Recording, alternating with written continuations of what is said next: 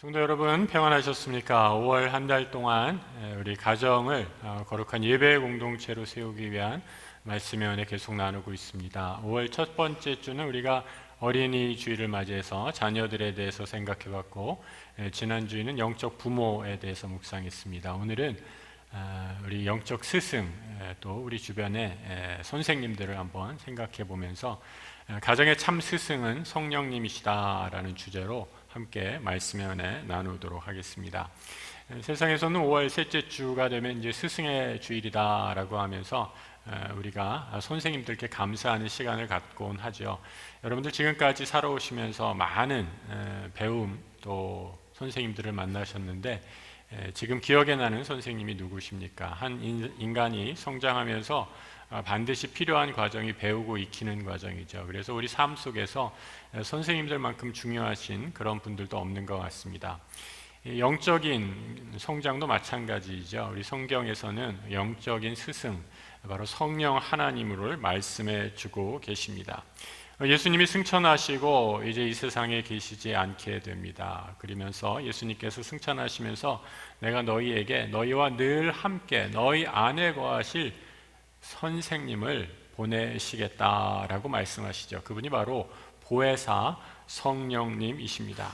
보혜사 성령 하나님이 어떤 역할을 하시기에 우리의 선생님, 스승이 되시는가 한번 살펴보고, 보혜사 성령 하나님을 통해서 우리의 믿음이 더욱더 성장하는 복된 이 시간 되기를 축복합니다. 우리 신앙의 핵심은 삼위일체 하나님이 누구신가를 바로 알아가는 과정이다라고 이렇게 말할 수 있습니다. 성부 하나님, 성자 그리스도라고 이렇게 얘기할 때 아버지와 아들의 관계를 우리가 생각해 보면 성부 하나님과 성자 그리스도의 관계가 어느 정도 그려지죠. 이건 이제 신앙적인 유비다라고 이렇게 좀 어려운 표현을 쓰는데, 쉽게 말해서 메타포, 그러니까 비유적으로 사용한다라고 이렇게 얘기합니다. 이 아버지와 아들의 관계는 우리가 일상 삶에서 흔히 찾아볼 수 있는 관계이지만, 이 성령 하나님은 좀 다른 것 같아요. 성령 하나님의 경우는 우리가 일상 인간 사회의 관계에서 별로 찾아볼 수 없는 그런 관계이기에 성령 하나님을 어떻게 우리가 생각할 수 있는가 매우 어렵습니다. 인간관계에서 찾아볼 수 없기 때문에 성경에서 성령을 묘사할 때 여러 가지 방편으로 표현되는 것을 보게 됩니다. 대표적으로 불의 혀처럼 성령 하나님이 임하셨다라고 이렇게 표현하기도 하고요. 때로는 비둘기같이 온유하게 임하시는 성령 하나님을 표현하기도 하죠.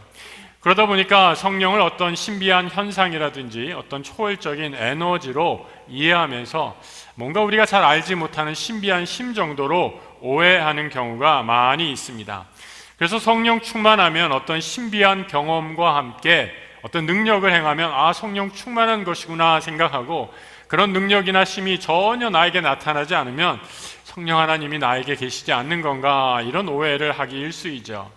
그런데 여러분, 성경에서 단 한 번도 성령 하나님을 물질로 묘사하거나 어떤 신비적인 심으로 묘사하고 있지는 않습니다.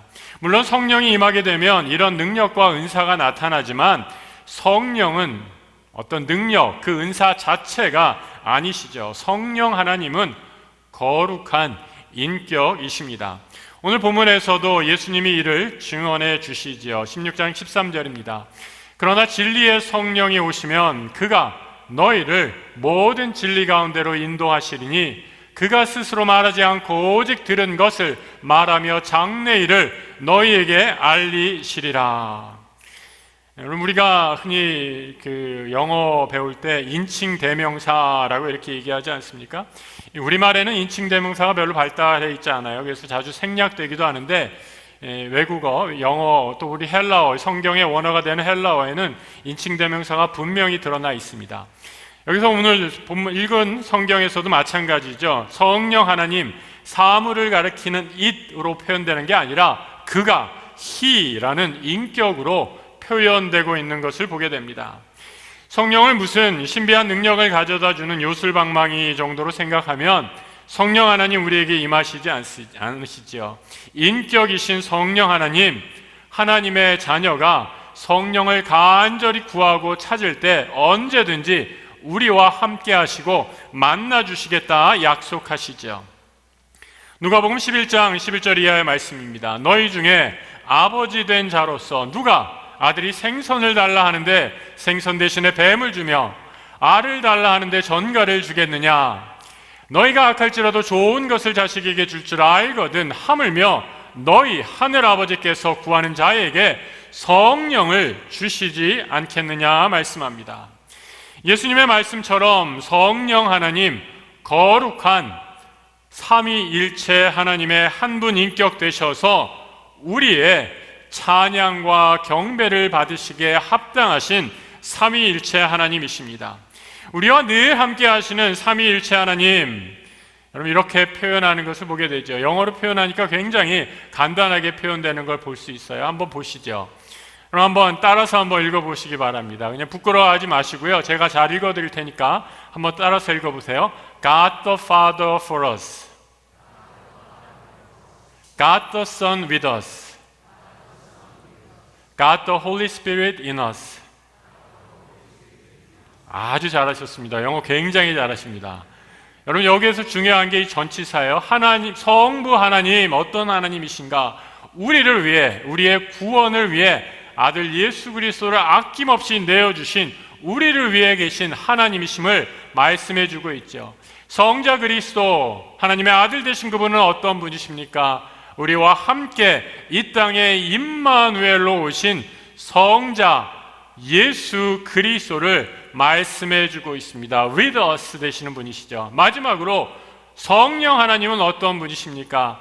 우리 예수님 승천하시고 난 후에 우리 안에 거하시는, 내 안에 내주하시는 성령 하나님, 우리와 늘 함께 하신다라고 말씀해 주고 있습니다.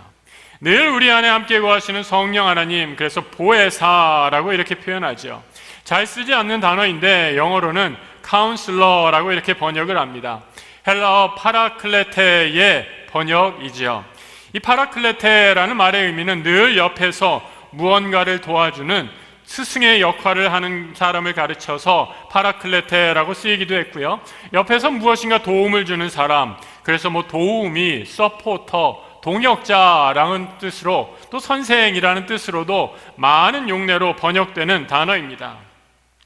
성령 하나님은 이렇게 우리에게 늘 도움을 주시는 분인데 가장 크게 구체적으로 어떠한 도움을 주시는가? 성령 하나님, 우리의 죄를 깨닫도록 도와주시고 그 죄를 깨닫고 회개하는 은혜를 부어주십니다.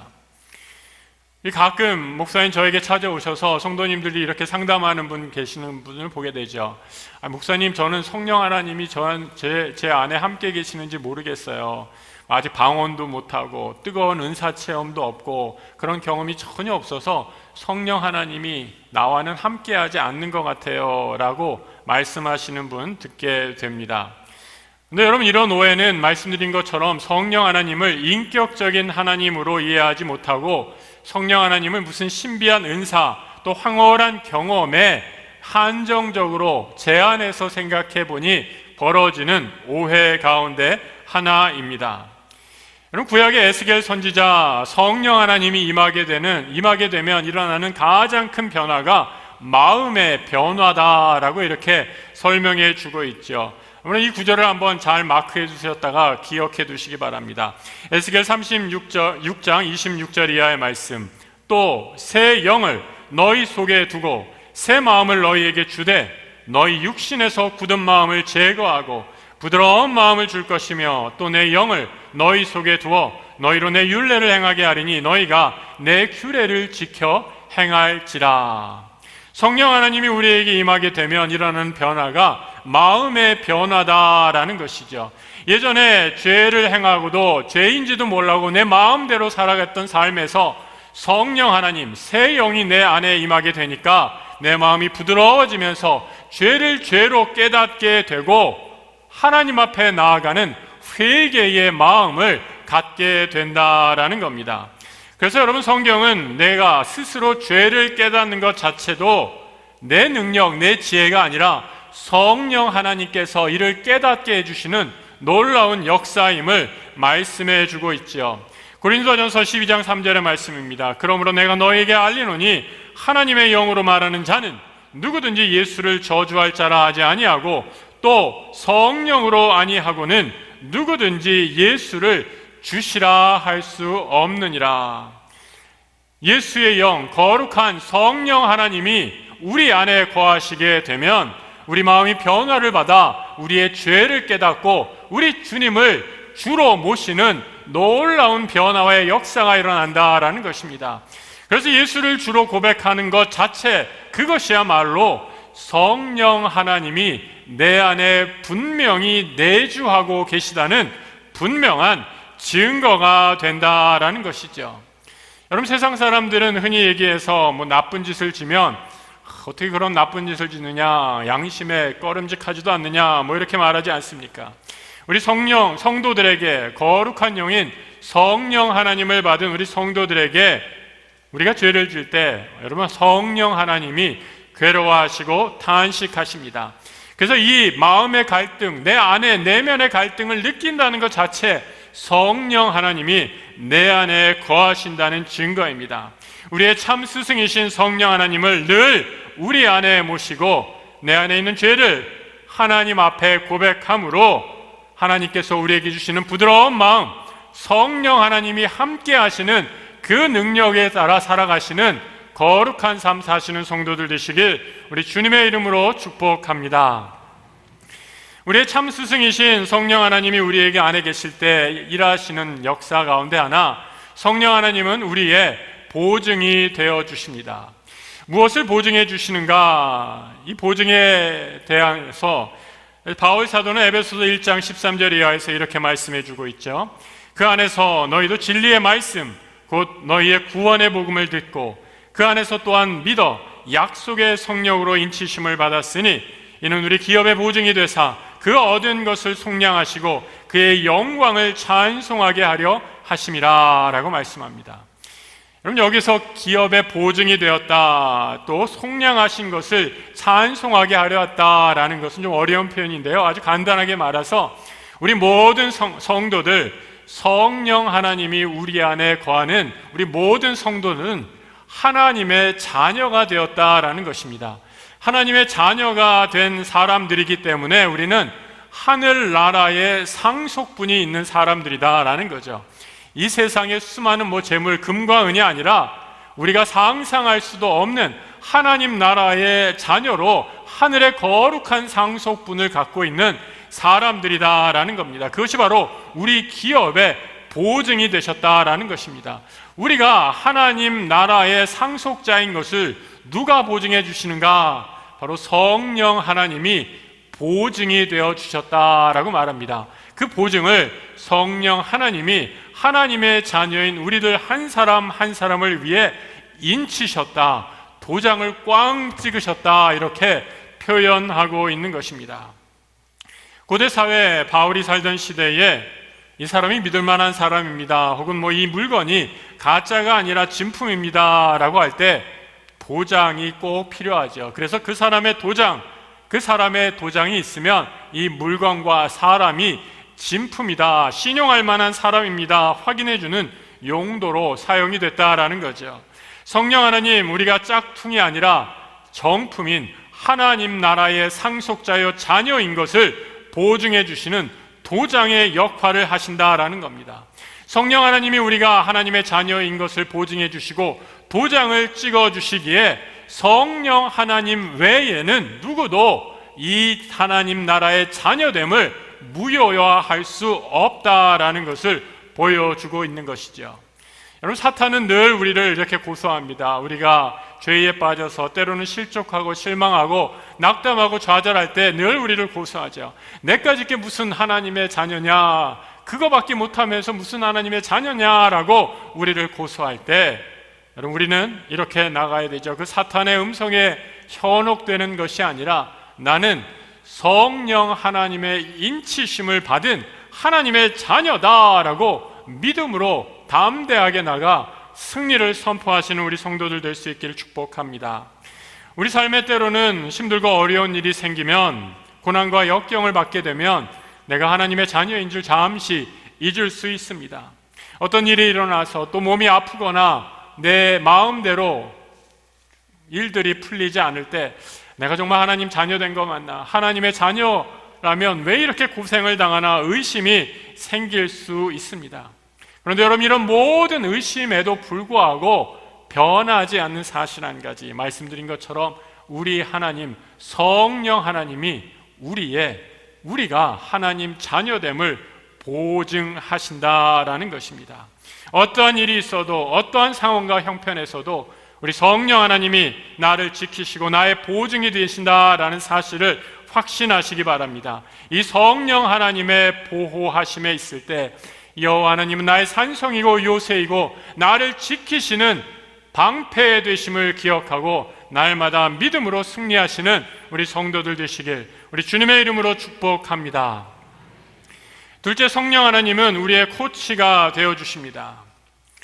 여러분, 야구 경기 보십니까? 야구 경기를 보게 되면 이 타자가 잠시 타석에서 벗어나서 3루석의 코치를 이렇게 바라보죠.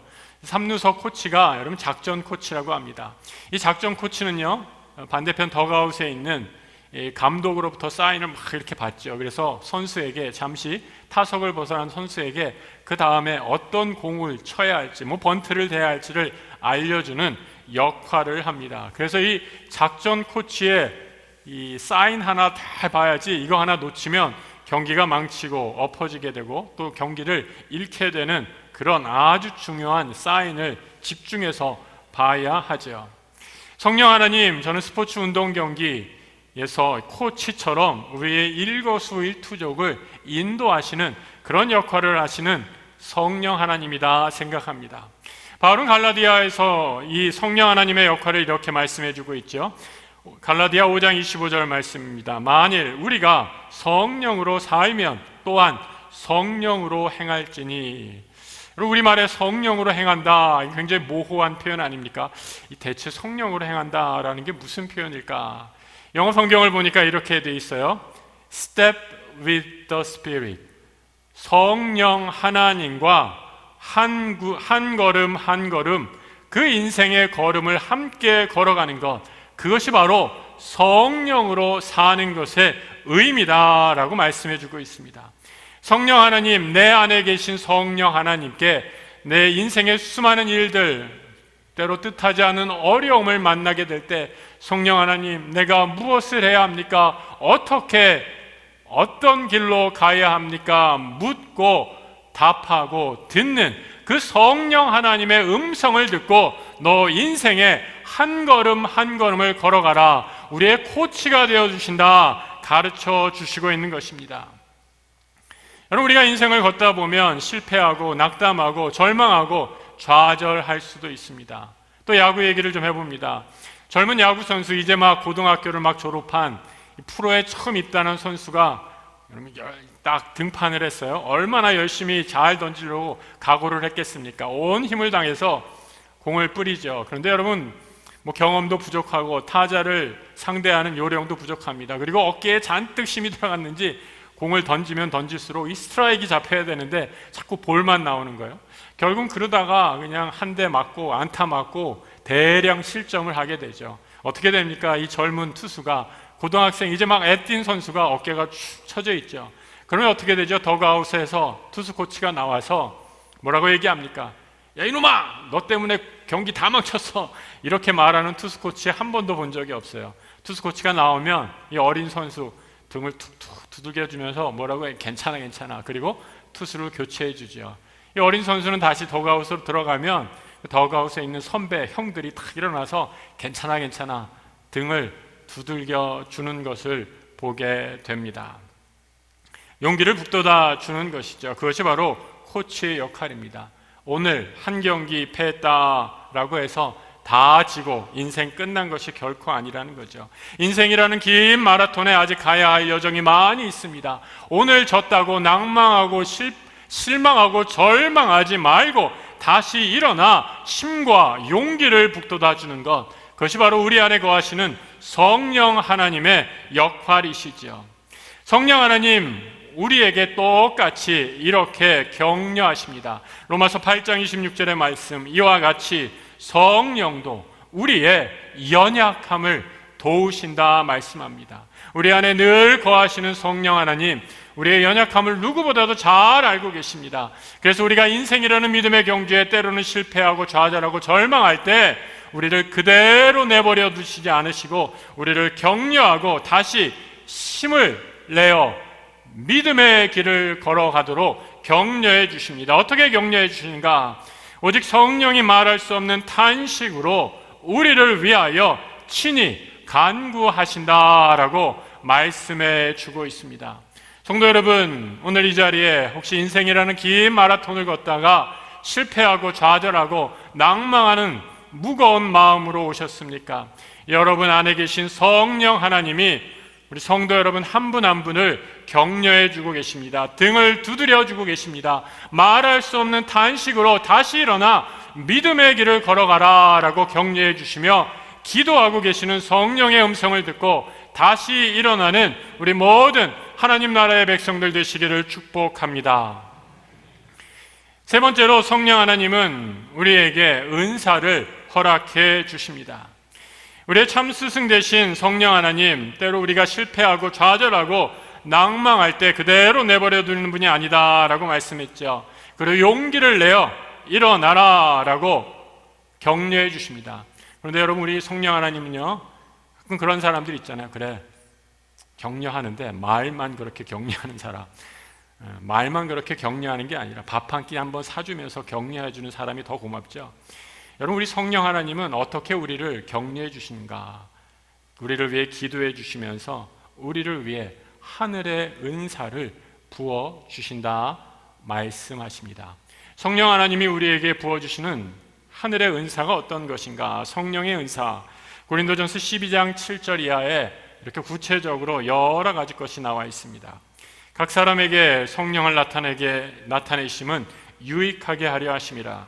어떤 사람에게는 성령으로 말미암아 지혜의 말씀을, 어떤 사람에게는 같은 성령을 따라 지식의 말씀을, 다른 사람에게는 같은 성령으로 믿음을, 어떤 사람에게는 한 성령으로 병 고치는 은사를, 어떤 사람에게는 능력 행함을, 어떤 사람에게는 예언함을, 어떤 사람에게는 영들 분별함을, 어떤 사람에게는 각종 방언 말함을, 어떤 사람에게는 방언들 통역함을 주시나니 이 모든 일은 같은 한 성령이 행하사 그의 뜻대로 각 사람에게 나누어 주시는 것이니라 말씀합니다. 다양한 은사를 한 성령께서, 우리 성령 하나님이 필요에 따라서 다양한 방법으로 나누어 주신다라고 말씀해 주고 있는 거죠.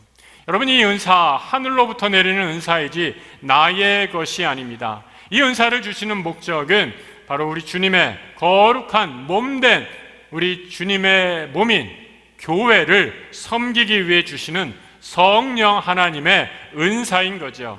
그래서 이 은사는 계속 지속되기도 하지만 성령 하나님께서 이제 됐다라고 판단하시면 이 은사를 거두어 가시기도 합니다.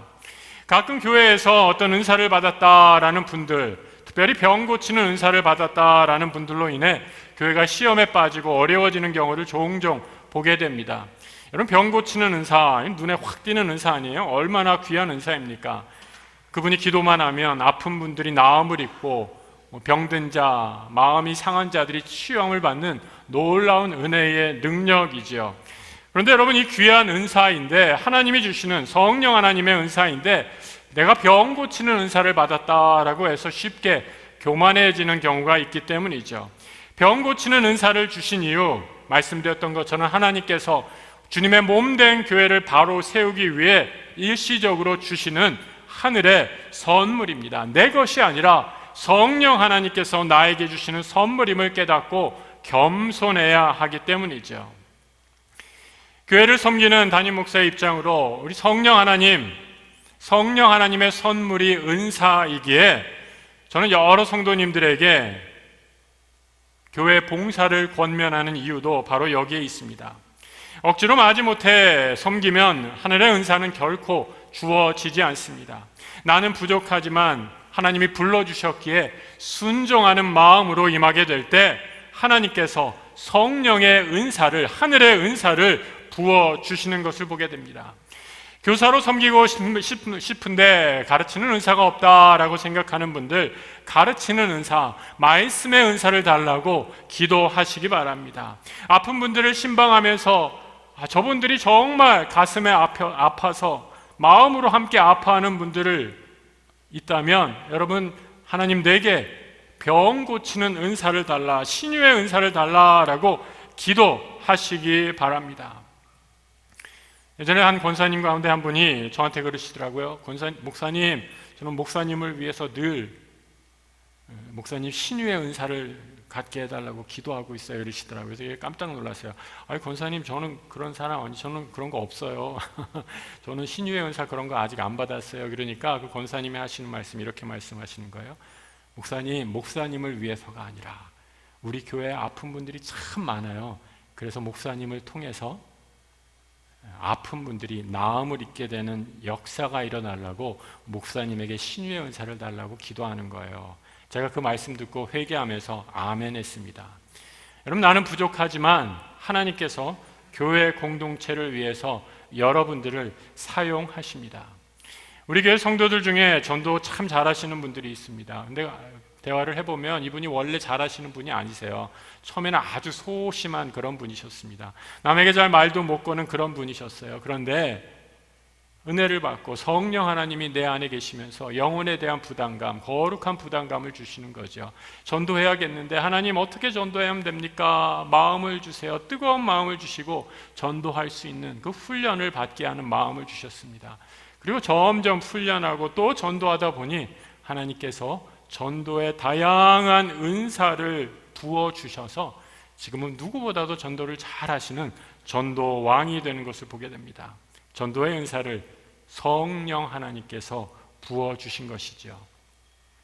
성도 여러분, 여러분이 주님의 몸된 교회를 위해 하늘의 은사를 구하는 것은 무엇입니까? 이를 위해 기도하시기 바랍니다. 포기하지 마시고 이 코로나 시대에도 우리가 섬길 것이 얼마나 많이 있는지 모릅니다. 나는 안 돼, 내가 뭘 하겠어, 이런 소극적이고 부정적인 생각, 사탄이 주는 생각입니다. 성령 하나님께서 나와 함께 하시고 나는 부족하지만 순종할 때 하늘에 넘치는 은사로 부어주시고 채워주셔서 우리 믿음의 공동체가 점점 더 든든히 서가는 하나님 나라의 거룩한 교회 되기를 우리 주님의 이름으로 축복합니다. 스승의 날 맞이해서 우리 성령 하나님 우리 가슴에, 우리 가정에 스승으로 모시자 말씀드렸습니다.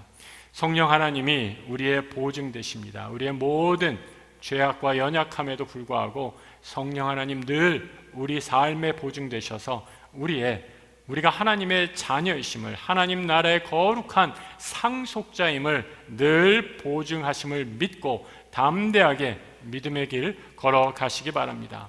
성령 하나님 우리 가정에, 내 인생에 어떻게 해야 할지, 무엇을 어디로 가야 할지 모르는 깜깜한 인생에 내 인생 걸음걸음에 코치 삼아 성령 하나님과 동행하며 걸어가는 우리 믿음의 성도들 되시길 축복합니다.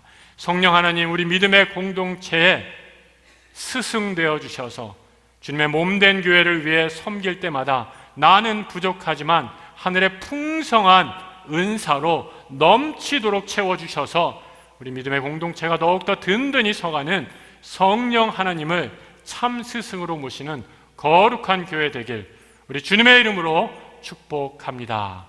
함께 기도하겠습니다. 여러분 기도하실 때 이 시간 함께 이렇게 기도했으면 좋겠습니다. 성령 하나님, 지금 내 삶에, 내 마음에 찾아와 주셔서 함께 해 주옵소서. 우리 주님이, 우리 성령 하나님이 나를 하나님의 자녀 되게 하심을 보증해 주시고 도장 찍어 주셨음을 믿고 어떠한 상황과 형편에서도 하나님의 자녀임을 잊지 않게 해 주옵소서. 깜깜한 광야 같은 인생길 걸어갈 때 우리 인생의 걸음걸음 하나님, 성령 하나님 인도자 되시고 코치 되어 주셔서 내 인생의 걸음 인도하여 주옵소서. 우리 믿음의 성도들이 모인 이 믿음의 거룩한 교회, 주의 몸된 교회를 섬길 때 부족하지만 하늘의 은사 부어주셔서 우리 믿음의 교회를 통해 하나님의 역사가 드러나고 구원의 방주의 역할을 감당하는 거룩한 교회 세워지게 하여 주옵소서. 이 시간 잠시 침묵으로 함께 기도하며 나아가겠습니다.